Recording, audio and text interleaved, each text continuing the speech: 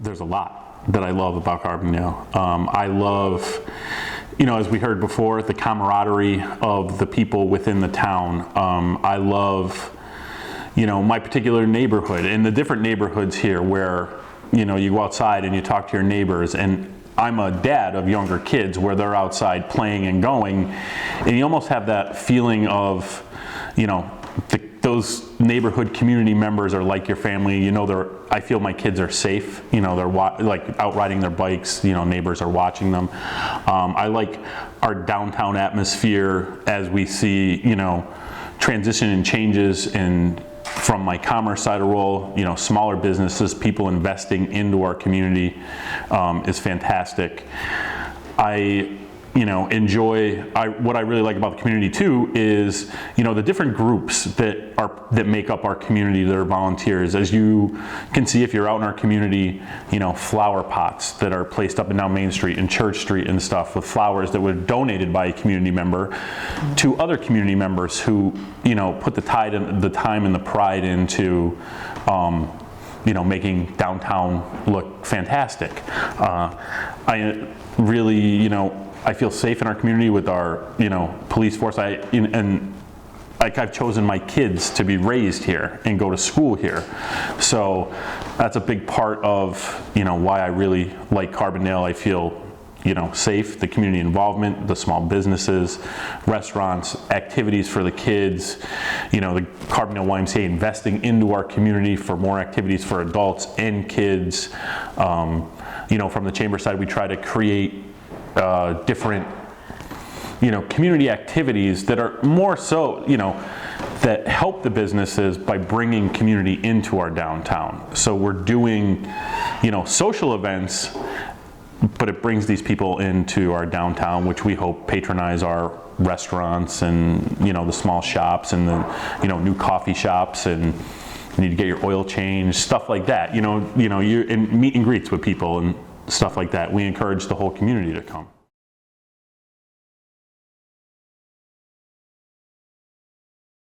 So I grew up in Carbondale through my grandparents. Both grandparents lived in Carbondale. One lived on the west side of Carbondale, and the other one lived on the east side of Carbondale. My parents grew up in Carbondale. I started my education at St. Rose School, which is no longer there in Carbondale. But one of the things I remember as a kid growing up in Carbondale, which I really, there's always that memory, and I'm gonna refer back to the YMCA. Being in like 4th grade, walking from school, and you'd go and meet your friends at the YMCA and play basketball, and it was, now we're going back 30 years, and it was still that. And that's the kind of stuff that I want to instill into my kids, the community involvement, and them being able to walk around town, feel safe, go to places like the YMCA. Like, I do have a daughter who goes there every day of the week, but she likes to work out and everything, but there's a place in Carbondale for people to go. And growing up here, I remember I still have friends from that elementary school. It's 30 years later. Granted, we were a smaller class, but it's over 30 years, but I could see them on the street right now, and it's like you don't skip a beat, you shake hands. Different things that I like that happen in our community that that I hope my kids will like is like when Mark Carmel does their church picnic, their feast, with the little stands and stuff like that, and it's a gathering for the community. The Pioneer Nights downtown. Whether you're busy or not, you come down, you get a bite to eat, you see people, hi, how's it going? Concerts that are going to come up in the park. And we have different art things that happen. The Chamber of Commerce building is not just for commerce. We also have an art gallery in there, which we keep our doors open, and every month there's different artists who display their art in there. So, and now with the investment in the trail system that comes into Carbondale, my kids ride their bikes. My son is younger. He rides his bike on the trail and goes fishing in the, especially it was during trout time. He's a big little guy, but big fisherman, and, can jump on his mountain bike and ride there and feel safe and do some fishing. So there's so much stuff that can happen. And that's, I'm that guy, how I grew up. We didn't have cell phones or, PlayStations and Xboxes and stuff. We were outside. I try to encourage that, not just to my children, but all the kids. Like I'm very involved with like Little League and stuff like that. And so, if I have some of the kids I coach, be like, hey, Coach John, can we have a practice tonight? There's times when I just go up there with a bucket of balls and let them split up, and I'm just there watching them have a pickup game. And that's how I remember there was always enough kids around to always have a pickup game with basketball or baseball. And if I could help facilitate or just motivate those kids to get away from, different electronic devices, we'll say, and get outside, get fresh air, and just be kids and play and show that it's a safe place, that's one of my big goals. There, like anywhere else, there's some of us who have moved away and, bigger jobs and stuff. I've always stayed within the area, and I think it was, for me personally, I always have that thought, like, I was never a big city kind of guy. I never had the thoughts of like I should move to New York City and get that experience, or don't get me wrong, I love Philadelphia sports. I go to Philly and I do that, but I like to come home and not deal with traffic and all that. But on the flip side, there's the sense of family. Like my family's here, my dad's here, aunts, uncles, and we've heard before, you become so close with neighbors and stuff, they become your family, where it's not a big deal to, walk into their house and grab a cup of sugar and leave and like, I'll see you tomorrow, you know what I mean? And there's that sense of, communal, I don't want to use the word communal, but like, sense of family that's more than just your blood, and I really like that. And to go back, I kind of went off on a tangent, but the people that I went to school with, you could still meet up and you could still see them. But even though we were the small school, and then Carbondale was the actual public school, I ended up graduating from public school, but so I had the realm of both worlds. But it seems like everybody was friends. There was no animosity or, real diversion. It was just, your parents wanted you to go to Catholic school, your parents wanted you to go to public school. There was, thinking back, there was no, sometimes in today's society that I try to, eliminate, there was never differences back then that I could think of, your dad's a millionaire and my dad's not. Like, do you know what I mean? Everybody was just, it didn't matter back then. And sometimes we see that now, and that's kind of one of like the missions I try to push is that, everybody's equal, and but back then it wasn't like that. You met up with the kids who went to Carbondale, we went to Sacred Heart, we played basketball at the Y, everybody knew everybody. You gave a high five, you bought a slushie, a pizza man on your walk home to, grandma's house or your house, and that's how it was. Right now, from then to now, Carbondale has grown tremendously in diversity, I think. We see more nationalities and religions, coming into our community. We, on the chamber side, I think, in, someone who tries to be actively involved in all community groups and things that are going on, we do have to come up with a better and broader communication system where we could hit, from the ages, the older population all the way down to younger. There's many people who are on social media, and we do, social media posts constantly, which I try to do between, Twitter, Facebook, and it's not just chamber stuff. I'll hear from City Hall, hey, can you post this on your stuff? Absolutely. Can you, other groups will be like, hey, John, I know you can get this out there. Can you do that? Absolutely. But am I hitting everybody? And I do have a big, email list too, but are people clicking it and opening it? So that's kind of one of the challenges. And that's what I want, is to get all the groups diverse, whether, you're African American or you're Hispanic or, Irish, Polish, the older Carbondalians with new people. New people have to know how great it was for the older people growing up here and make them want to stay, make our youth want to stay. We do have, different places for these younger people to stay and work locally. I truthfully believe our cost of living is very good here in the community. We have all the resources between, grocery stores, restaurants, you need your car fixed, you want to practice religion on a Sunday, we have, and every religion.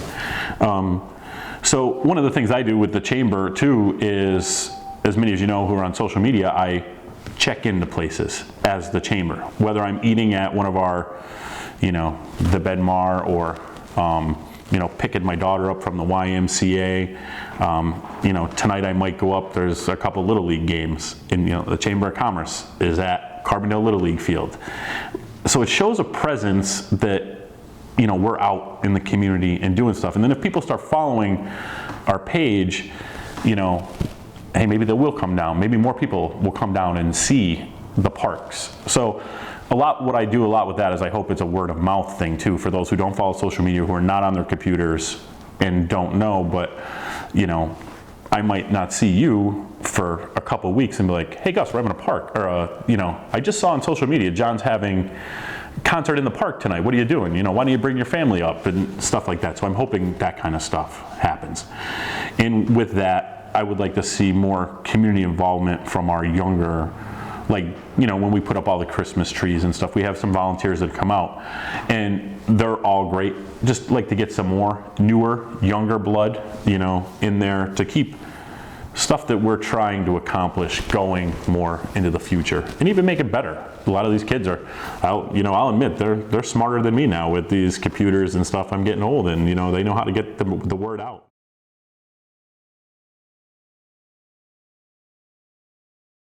I think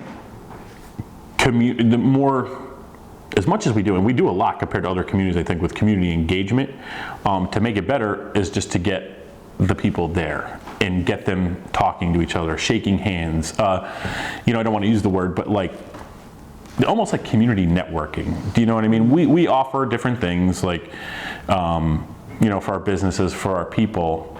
Just if the people just, I'm new, I don't know anybody, I'll just stay home. No, don't do that. Come out, meet people in the community, just get involved. And I think with that grows, the social part of our city.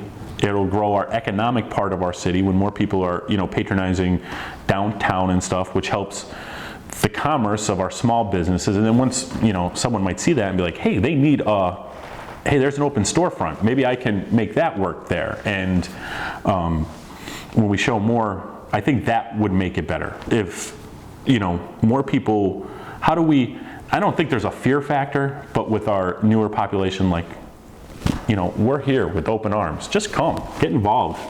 That's how I think it would make it better. And many of our social events are no cost to our residents or anything. We work on, donations and, grants, and little things with, the YMCA has things. And a lot of times the YMCA is putting stuff on for our community, and they're not charging people. You don't have to be a member or anything like that, but it's a great way to come out. And especially, I'll use an example. If you're a late 20s, early 30s new mom, you have 2 kids, and you want to get younger kids, but that's a great place to, for your kids to meet friends. You might meet another mom, and just conversation starters, I didn't want to use the word networking, but it's just stuff like that. Just a simple hi and a handshake can go a long way. Right. Social networking, yeah. Like the original form. Yeah. So in the original form, exactly. Face-to-face people. And I'm hoping there'll be more of that intimacy of, face-to-face social networking now that I feel like, we've come through our pandemic time and things are starting to open up and more people are starting to come up and come out and want to feel and meet and talk to people, I know personally, I just like going up to the random baseball games and stuff within the community to watch, and it's a lot of times I might have a hot dog and a soda and just talk to some people. Just, hey, how's it going? I haven't seen you in a while, My kids might not even playing, but I might go, what? Because, Gus, your kids might be playing. I know, Gus, I'll come up and support your kids. You know what I mean? That's the kind of sense that I would like to pass on to our community. I try to get myself actively involved with the Carbondale Area School District too. So I'll go over there and talk, and I talk to the principal and I talk to the superintendent and stuff. And you know, I've done a like small career fair for like their juniors and seniors for, you know, that part-time job, you know, within our community for the summertime. I would like to do more of that, more where, you know, on the chamber side, I'm very involved with their FBLA program over there, the Future Business Leaders of America program. So I help them do some fundraising. I've sat with them while they've done like their tests for their regional chamber, you know, and stuff like that, and kind of just help them out as much as I can with the different students over there. I think, you know, in this ever-changing world that I don't know, you know, 10 years ago, you know, there was no job to be a $100,000 social media manager as there is today.